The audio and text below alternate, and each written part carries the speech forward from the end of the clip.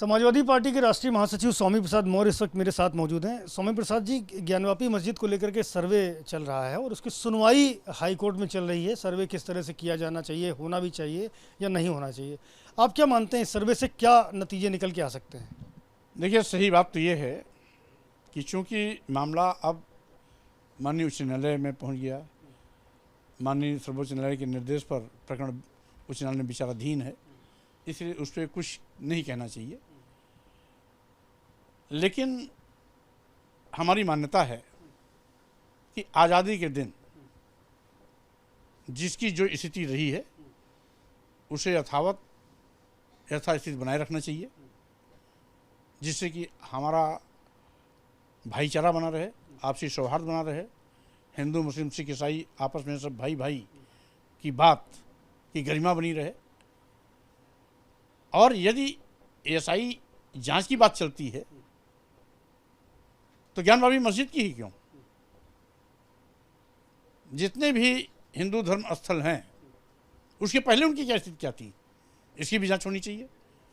क्योंकि मैं जानता हूं कि अधिकांश हिंदू तीर्थ स्थल पहले कभी बौद्ध मठ थे, उनको तोड़ करके हिंदू तीर्थ स्थल बनाए गए हैं।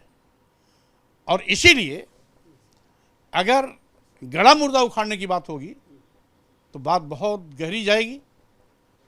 और यही कारण है कि भाईचारा सौहार्द बना रहे, इसलिए 15 अगस्त 1947 के दिन देश की जो भी स्थिति रही है उसे यथावत माना जाए और उसी को व्यवहार में जाना जाए। आप बड़ा दावा कर रहे हैं कि जो भी हिंदुओं के मठ हैं, पूजा स्थल हैं, उन पर बौद्ध मठ हुआ करते थे। इस दावे का कोई आधार है? एएसआई जब जांच कर रही थी उसकी भी जांच करे भाई। जब एएसआई ही इस बात की जांच कर रही है, इसके पीछे, इस तर्क के पीछे कोई तो आपके पास में ऐसे प्रमाण? विकिपीडिया उठा के देख लीजिए, अभी भी 8वीं शताब्दी तक बद्रीनाथ धाम बौद्ध मठ था। आदि शंकराचार्य ने उसको बौद्ध बद्रीनाथ हिंदू धर्म मठ बनाया, तो बौद्ध मठ था। तो अगर एक की बात चलेगी तो सभी तीर्थ स्थलों की बात चलेगी। ये बात आपने पहले कभी उठाई क्यों नहीं कि भाई बद्रीनाथ की जांच की जानी चाहिए? इसलिए कि मैं गड़ा मुर्दा उखाड़ने में यकीन नहीं करता हूं। मैं हिंदू मुस्लिम सिख ईसाई सब आपस में भाई भाई में विश्वास करता हूं, मैं भाईचारे में विश्वास करता हूं, मैं आपसी सौहार्द में विश्वास करता हूं, मैं समाज को बांटने में यकीन नहीं करता हूं, मैं समाज को जोड़ने में यकीन करता हूं। मैं किसी एक धर्म का ठेकेदार नहीं हूं, मैं सभी धर्मों में आस्था रखता हूं, मैं सभी धर्मों का सम्मान करता हूं। लेकिन अगर कोई गड़ा मुर्दा उखाड़ेगा तो 600-700 साल पहले की बात नहीं, 800-1000 साल पहले बात क्या थी वहां भी जाएगी। और अगर एएसआई ने ठेका ले रखा है, वही परीक्षण करेगी, तो 1000 साल पहले की भी परीक्षण करने के लिए उसको तैयार रहना चाहिए। इसीलिए गड़ा मुर्दा उखाड़ने से बचना चाहिए। ये तो कोर्ट का आदेश है ना, ये तो जिला जज ने कहा है कि भाई एएसआई सर्वे कर दे। एएसआई कोई पार्टी थोड़ी है, वो तो जिसके लिए कहेंगे आदेश जारी होगा वो सर्वे करेगा करके। और फिर एक बात और मैं कह रहा हूँ कि मान लीजिए अगर वो ज्ञानवापी का सर्वे कर भी रहे हैं तो जो अगर सच्चाई होगी, चाहे वो बौद्ध मठ था या वहाँ शिवलिंग था, मंदिर था, जो भी था, वो तो निकल करके आ जाएगा ना। इसलिए जांच तो होगी तो उसमें केवल शिवलिंग और मस्जिद में जांच होगी, क्योंकि विवाद तो दो में है ना।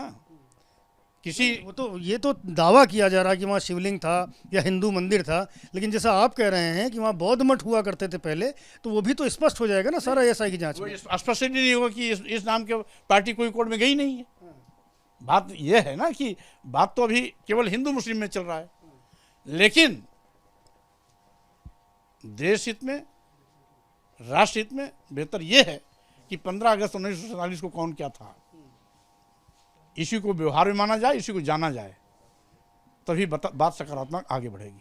इससे इतर एक सवाल है कि आपके पुराने साथी हैं ओम प्रकाश राजभर, एनडीए के साथी बन चुके हैं अब। आप हमेशा आरोप लगाते रहे भारतीय जनता पार्टी पर कि वो हमेशा दलित पिछड़ा विरोधी है, आरक्षण की विरोधी है, लेकिन ओम प्रकाश राजभर अब आगे बढ़ रहे हैं भर और राजभर जातियों को एसटी का दर्जा दिलाए जाने को लेकर के, और योगी से उन्होंने मांग भी की थी। उसके बाद में समाज कल्याण विभाग ने 17 जिलों का सर्वे भी किया है, 700 परिवारों से बात भी की है, और अब ये माना जा रहा है कि भर राजभर जातियों को आरक्षण दिया जा सकता है। तो ये तो आपका दावा उलट हो रहा ना। ऐसा है, ये पहली बार भाजपा प्रयोग नहीं कर रही है। इसके पहले भी राजभर को अनुसूचित जाति अनुसूचित जनजाति में शामिल करने का प्रयास किया गया था। लोगों ने उसको त्रिशंकु की हाल में कर दिया था। न वो पीछे रह गया था, न पीछे का लाभ ले पा रहा था, न अनुसूचित जाति का फायदा पा रहा था। तो स्वाभाविक रूप से ये भाजपा पहले भी गेम कर चुकी है, लेकिन कामयाब नहीं हुई।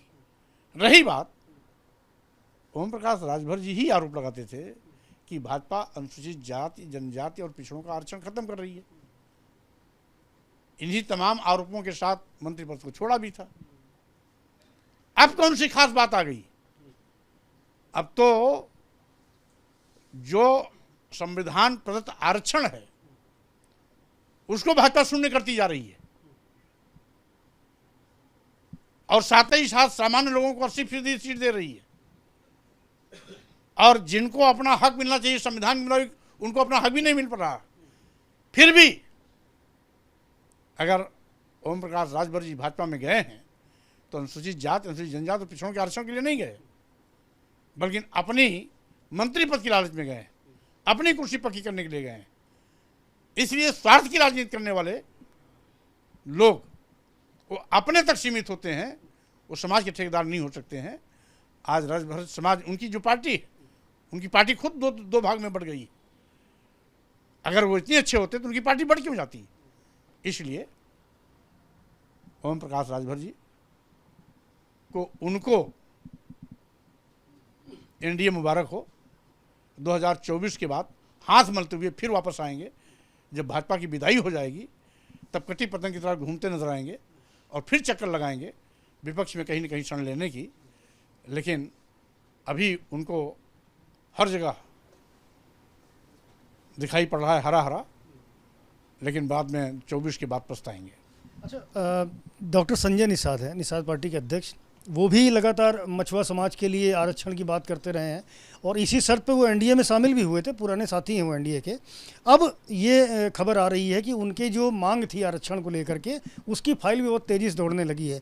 तो कहीं ना कहीं ये पिछड़ी जातियों का जो संगम भारतीय जनता पार्टी के साथ होता जा रहा है, ये कुनबा जो बड़ा होता जा रहा है, समाजवादी पार्टी को डंड नहीं पड़े, क्योंकि समाजवादी पार्टी हमेशा पिछड़ों की राजनीति करती रही। ये लोग समाज को बेचने के ठेकेदार हैं।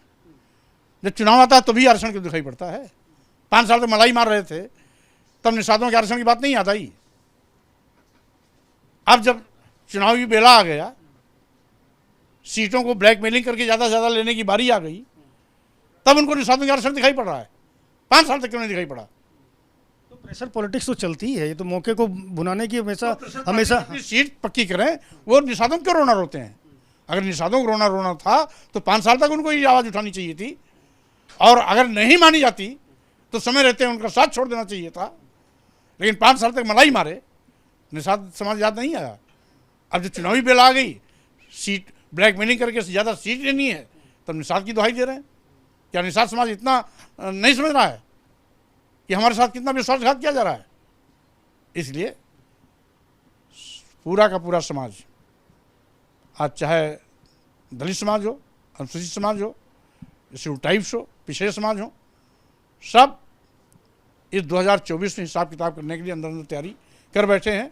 और इसीलिए जब से इंडिया का गठन हुआ है तब से भाजपा हताशा निराशा के दौर से गुजर रही है, और अनाप शनाप बयानबाजी नित्य प्रतिकर अपने को ही कटघरे में खड़ा कर रही है। इंडिया का जिक्र आपने किया, तो इंडिया का जिक्र प्रधानमंत्री नरेंद्र मोदी ने भी किया है, लेकिन उन्होंने कहा है कि इंडियन मुजाहिदीन में भी इंडिया आता है, और साथ ही साथ जो ईस्ट इंडिया कंपनी थी उसमें भी इंडिया आता था।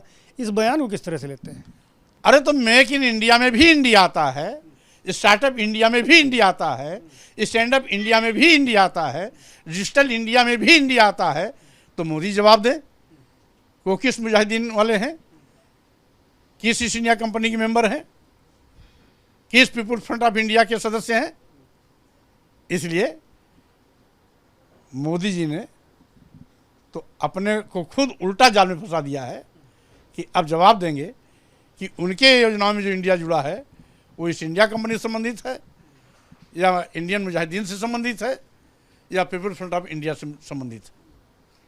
मणिपुर हिंसा को लेकर भी आप काफ़ी तीखी टिप्पणी कर रहे हैं। आपको क्या लगता है कहाँ चूक हो रही है, किस कारण से ये हिंसा अभी तक नहीं रुक पाई? क्योंकि भाजपा सरकार के संरक्षण में सारा घटना हो रहा है। अभी जब 78-79 दिन हो गए, मणिपुर हिंसा की आग में जल रहा है। अभी अभी कुछ दिन पहले वीडियो वायरल हुआ जिसमें महिलाओं को पूर्ण नग्न कर भीड़ तंत्र के द्वारा जिस तरीके से हैवानियत और मानवता को शर्मसार करने वाली गंदी हरकतें, अश्लील व्यवहार किए गए, दुराचार बलात्कार की घटनाएं हुई, उस पर उचित उत्तर देने के बजाय मुख्यमंत्री कहते हैं, अभी तो एक वीडियो वायरल हुआ है, इस प्रकार की सैकड़ों घटनाएं घटी हैं, सैकड़ों एफआईआर दर्ज हैं। इसका मतलब है सब कुछ सरकार के संज्ञान में है, फिर भी अपराधी खुल्लम खुल्ला घूम रहे हैं, नंगा नाच कर रहे हैं, मुख्यमंत्री गूंगे महरे अंधे बनकर तमाशा देख रहे हैं। और राज्यपाल जी ने तो यहाँ तक कह दिया कि हमारी जानकारी में है कि अब तक 5000 घर जलाए गए, 70,000 आज भी राहत शिविरों में लोग हैं, लाखों लाख बेघर बार के दर ठोकरे खा रहे हैं। और एक वीडियो में तो यहाँ तक आ गया कि दर्जनों लाशें अर्धजली हालत में पड़ी हुई हैं। और राज्यपाल जी ने यह भी कहा, हमने सारे घटनाक्रम की बात ऊपर तक पहुंचा दी है, यानी केंद्र सरकार को भी संज्ञान में दे दिया है। लेकिन माननीय प्रधानमंत्री नरेंद्र मोदी जी को देश के दुनिया के तमाम देशों में जाने का मौका मिल जाता है, जहां उनकी सरकार है, जहां डबल इंजन की सरकार है। मणिपुर में जो 78-79 दिन से चल रहा है, माननीय प्रधानमंत्री को वहां जाने का मौका नहीं मिल पाता है। आज पूरी पार्लियामेंट में सारे अपोजिशन के लोग मांग कर रहे हैं कि माननीय प्रधानमंत्री जी आकर के मणिपुर पर वक्तव्य दें। मणिपुर पर वक्तव्य देने के बजाय वो मणिपुर की घटना पर पर्दा डालने के लिए कहीं राजस्थान का नाम लेते हैं, कहीं पश्चिम बंगाल का नाम लेते हैं, कहीं बिहार का नाम लेते हैं। ऐसी घटिया सोच कि सब कुछ जानते हुए भी माननीय प्रधानमंत्री जी को मणिपुर जाकर के वहां के पीड़ितों के घाव पर मरहम लगाने का भी फुर्सत नहीं है। और वहां का निकम्मा मुख्यमंत्री आज तक कुर्सी पर बैठा हुआ है, अभी भी मणिपुर जल रहा है, इस्तीफा तक केंद्र सरकार ने उसका नहीं लिया है। तो स्वाभाविक रूप से ये डबल इंजन की सरकार की मिलीभगत से मणिपुर की घटनाएं हो रही हैं। शुक्रिया से बात करने के लिए स्वामी प्रसाद मौर्य हैं। साफ तौर पर यह कहना है कि आरक्षण की बात केवल उस वक्त की जाती है जब चुनाव होता है। इसीलिए डॉक्टर संजय निषाद हों या ओम प्रकाश राजभर, वो पिछड़ी जातियों को शेड्यूल ट्राइब या फिर शेड्यूल कास्ट में ले जाने की वकालत कर रहे हैं। कैमरामैन फैसल के साथ संजय त्रिपाठी, एबीपी न्यूज़, लखनऊ।